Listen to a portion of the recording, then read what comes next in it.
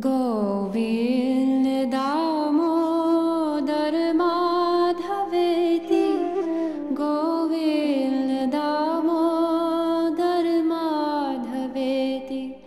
Hey Krishna, hey Yadav, hey Saketi, Govind Damodar Madhaveti.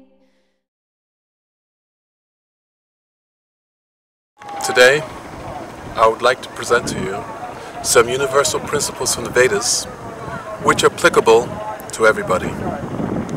Whether one is Jewish, Hindu, Muslim, Christian, if you're black, white, these universal principles can be applied. In the Vedas, there's a statement, Ananda Mayo Vyasat. This means that the living entity is always looking for happiness. But when the living entity comes into this material world, rather than looking for happiness on a spiritual platform, we now start to look for happiness on a material platform. We look for happiness based on the body, happiness with family, with society, in this world. But actually, the living entity is meant to deal with spiritual happiness. I'll give you an example. Every object has a dharma. Sanskrit word dharma means the intrinsic quality within an object. That if you take that quality away from that object will cease to be that thing. For instance, water. It has its dharma. What is the dharma of water, or that eternal or intrinsic function of water? Liquidity. And fire, it also has its dharma. What is the dharma of fire? Heat and light. In the same way, the living entity, the soul, has its dharma. And that dharma is to love and to be happy. So, if you take water and you put water in a freezer, then the water, it becomes hard and cold, ice. So, the natural dharma of water, liquidity, it goes into a secondary position. If you take the same water and you put it in extreme heat, then it becomes gas. In the same way, the living entity now coming into this material world, which is not our natural domain, then that intrinsic quality of serving on a spiritual platform, of loving on a spiritual platform, enjoying on a spiritual platform, being happy on a spiritual platform, it undergoes a transformation. It's called vikar. In Sanskrit, the word is vikar. And that transformation, it takes place in that now the living entity still wants to enjoy, still wants to serve, and still wants to love. But instead of doing so on a spiritual platform, the living entity is doing so on a material platform. This material world is a perverted reflection of the transcendental world. So instead of loving spiritually, means serving the Supreme, the living entity is loving or serving this body, loving and serving the family, loving and serving society. There's nothing wrong with this. But first, we should put the Supreme, the essence, in the middle. And then the body, the family, society, everything, it automatically falls in place when the center is there. And the center is to love the Supreme. Whether you call God Allah, Jehovah, Yahweh, Buddha, Olom, Chineke, they're different names for one Supreme God. I'll give you an example, or I'll illustrate a story. I'll tell you a story to illustrate this point. Once in India, in this very beautiful land of India, where the Ganges is flowing, there was a princess. She was walking in the forest, and it was very hot, much hotter than it is today. And she came by a lake. She went to the bank of the lake. She had a very beautiful white gown and a silver necklace with very beautiful sapphire stones. She took off her gown and also took off the necklace and put the necklace on the gown. Then she went to take bath in the lake.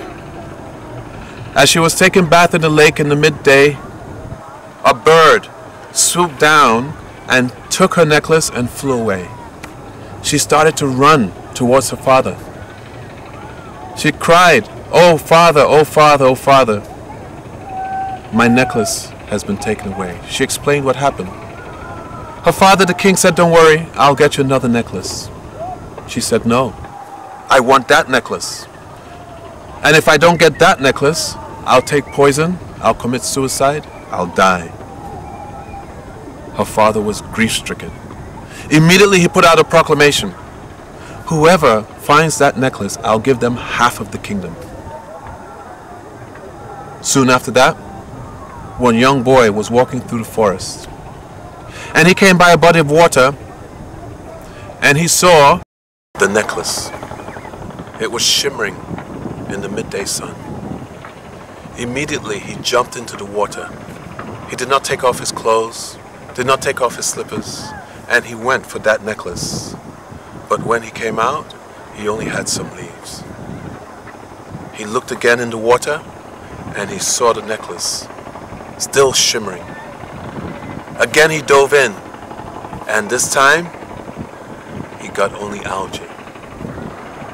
Another person came, saw the necklace, and also jumped in. And another person. They were so greedy for this necklace, but they couldn't get it. They're wondering, what type of necklace is it? There were 3, 4, 5, 6, 7 people. And then one great saint came, his name, Narada Muni. Narada Muni asked, "Why are you diving into this water? Is it a holy lake?" They said, "No. The necklace of the princess is in the water. And you know the king has made a proclamation. Whoever gets that necklace will get half the kingdom." Narada Muni, he looked at all of them. He looked at the necklace, and then he looked at them. He said, "You're fools. You're all fools." Why they could not get the necklace? What was stopping them from getting this necklace? What was stopping them from achieving the goal of their life? What was stopping them from achieving this happiness? Can you tell me? Somebody may say, because they were so greedy, they couldn't get it. Somebody else was saying, maybe it was a mystical necklace. It's something much more simple. Very simple. And it deals with the intrinsic nature of the soul. The dharma, the nature of the soul. Where was the necklace? Can you tell me? The necklace was hanging up on a tree. It was on a branch of a tree, and it was reflected in the water. In the same way, we're looking for happiness in this world. But this world is a reflection of the transcendental abode. So we're looking for happiness in the reflection. And no matter how hard we look, we'll never really be satisfied, because it won't satisfy the soul.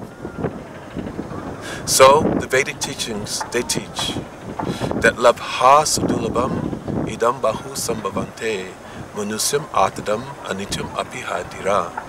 That after going through 8,400,000 species of lives, we come to the human form of life.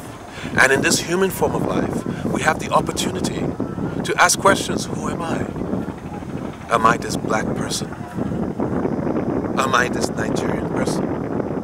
Am I this person born in New York? Who am I? What is my real nature? Am I an angry person when I'm angry? A happy person when I'm happy? Is my nature always changing, or do I have a nature that doesn't change?